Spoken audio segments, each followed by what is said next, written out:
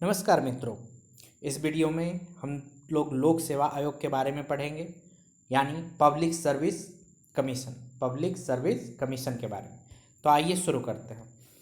भारत में सन 1919 ईस्वी के भारत सरकार अधिनियम के अधीन सर्वप्रथम 1926 ईस्वी में लोक सेवा आयोग की स्थापना की गई। लोक सेवा आयोग की स्थापना के लिए 1924 ईस्वी में विधि आयोग ने सिफारिश की थी।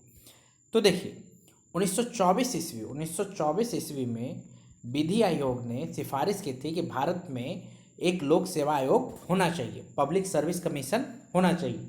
किसने की थी? विधि आयोग ने। किसने? विधि आयोग ने। कब? 1924 ईस्वी को, 1924 ईस्वी में। अब देखिए 1924 ईस्वी में जब सिफारिश की गई तो भारत सरकार अधिनियम 1919 के तहत, भारत सरकार अधिनियम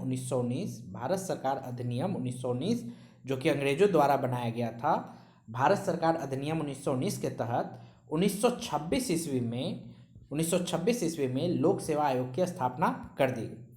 1926 ईस्वी में लोक सेवा आयोग की स्थापना कर दी गई। इस समय हमारा देश गुलाम था। आप लोगों को पता है कि 1947 में हमारा देश आज़ाद हुआ, तो इस समय हमारा देश गुलाम था और इसी समय 1926 में लोक सेवा आयोग की स्थापना की गई। तो इसको हम ऐसे याद रख सकते हैं, छवि, मतलब भारत में लोक सेवा आयोग की छवि कब आई? 1926 में। लोक सेवा आयोग की छवि समझते हैं, छवि कब आई? 1926 में।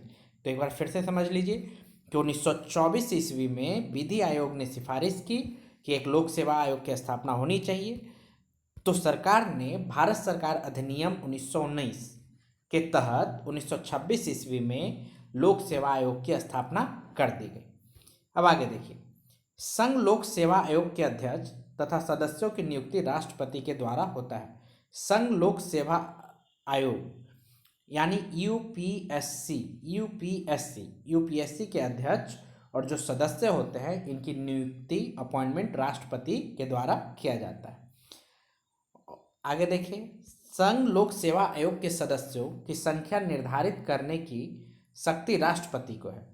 संघ लोक सेवा आयोग यूपीएससी में कितने मेंबर होंगे, ये डिसाइड कौन कर सकता है? राष्ट्रपति कर सकता है। वर्तमान समय में इसकी संख्या 10 है। वर्तमान समय में यूपीएससी के जो मेंबर की संख्या है वो कितनी है? 10 है।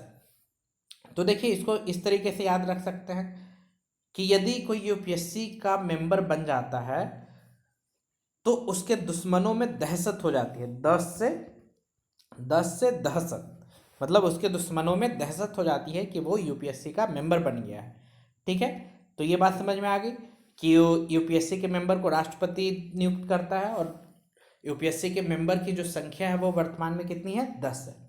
आगे देखिए, संघ लोक सेवा आयोग के अध्यक्ष एवं सदस्यों की नियुक्ति 6 वर्षों के लिए की जाती है। यदि वह 6 वर्षों के अंदर 65 वर्ष की आयु पूरी कर लेता है तो वह पद से मुक्त हो जाता है।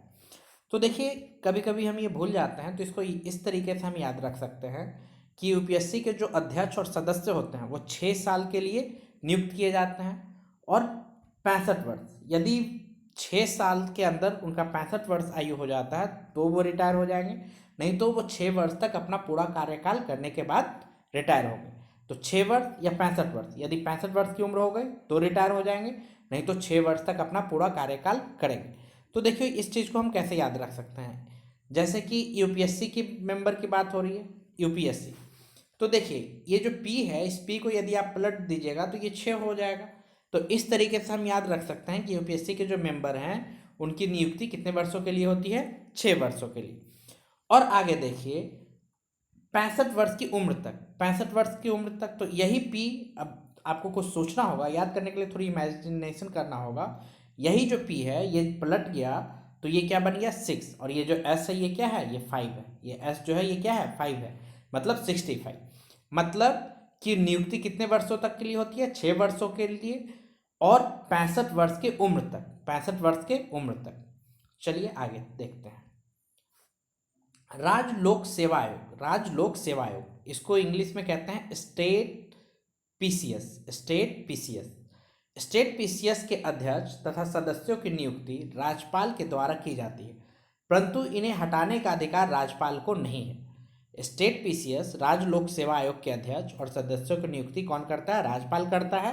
राज्यपाल नियुक्ति कर तो सकता है, लेकिन राज्य लोक सेवा आयोग के अध्यक्ष और सदस्यों को हटा नहीं सकता, इसकी पावर नहीं है। कौन हटा सकता है? राष्ट्रपति हटा सकता है।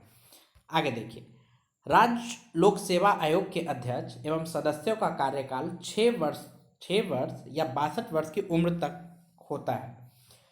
इन दोनों में जो पहले पूरा होता है उसी के तहत अवकाश ग्रहण करते हैं, परंतु उन्हें कार्यकाल के बीच उच्चतम न्यायालय के प्रतिवेदन पर कुछ निर्भरताओं के होने पर संविधान के अनुच्छेद 317 के अंतर्गत राष्ट्रपति हटा सकता है। अब इस बात को समझिए कि राज्य लोक सेवा आयोग के अध्यक्ष और सदस्यों का जो कार्यकाल होता है वो 6 वर्षों के लिए। तो आपको पता है कि संघ लोक सेवा आयोग के भी सदस्यों का जो कार्यकाल होता है 6 वर्ष के लिए होता है। तो इसी तरीके से स्टेट पीसीएस के जो लोग होते हैं, स्टेट पीसीएस, ठीक है, तो इनका भी कार्यकाल 6 वर्ष के लिए। यहाँ पे वही चीज़, इस पी को पलटिए तो 6 वर्ष। अब यहाँ पे एक मामला ये फंस रहा है कि यहाँ पे जो उम्र सीमा रखी गई है स्टेट पीसीएस में वो 62 वर्ष रखी गई है, वो 62 वर्ष। तो आपको ये चीज़ याद रखना होगा कि यूपीएससी में 65 वर्ष का उम्र सीमा है, 65 वर्ष में रिटायर होंगे, जबकि स्टेट पीसीएस वाले में, राज्य लोक सेवा आयोग वाले में 62 वर्ष में रिटायर हो जाएंगे। ये तो रिटायरमेंट का हो गया। रिटायरमेंट के अलावा यदि कोई जो सदस्य है वो निर्हर हो गया, निर्हर कहने का मतलब कि वो अयोग्य हो गया है, सही से काम नहीं कर पा रहा है, तो उच्चतम न्यायालय जो सुप्रीम कोर्ट है वो एक प्रतिवेदन के माध्यम से राष्ट्रपति द्वारा हटवा सकता है, राष्ट्रपति द्वारा हटवा सकता है।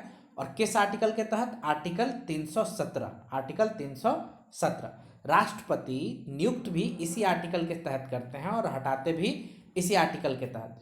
तो मैंने ये राज्यपाल के वीडियो में याद करवाया था कि 317, ये जो 17 है, 17 मतलब खतरा। यदि किसी को नियुक्त कर रहा है कोई तो उसको हटाने का भी पावर है, मतलब 17 है तो खतरा है, मतलब हटाने का खतरा है, हटने का खतरा है। अब ये देखिए 317 कैसे याद रखेंगे कि आर्टिकल 317 के तहत ही राष्ट्रपति स्टेट पीसीएस के अधिकारियों को हटाता है, राज्य लोक सेवा आयोग के अधिकारियों को, अध्यक्ष को, सदस्यों को हटाता है।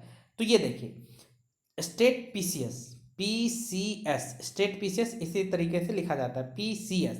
तो इसमें कितने लेटर आ रहे हैं? 3, 1 2 3, तो हम लिख दिए 3, और हटाने का खतरा है माने 17 है, 317 स्टेट पीसीएस। एक बार फिर से देख लीजिए, स्टेट पीसीएस, ठीक है, तो ये 3 आ रहा है तो 3, और हटाने का खतरा है इसलिए 17। तो बस इसमें इतना ही था। वीडियो को लाइक करें, शेयर करें, सब्सक्राइब करें।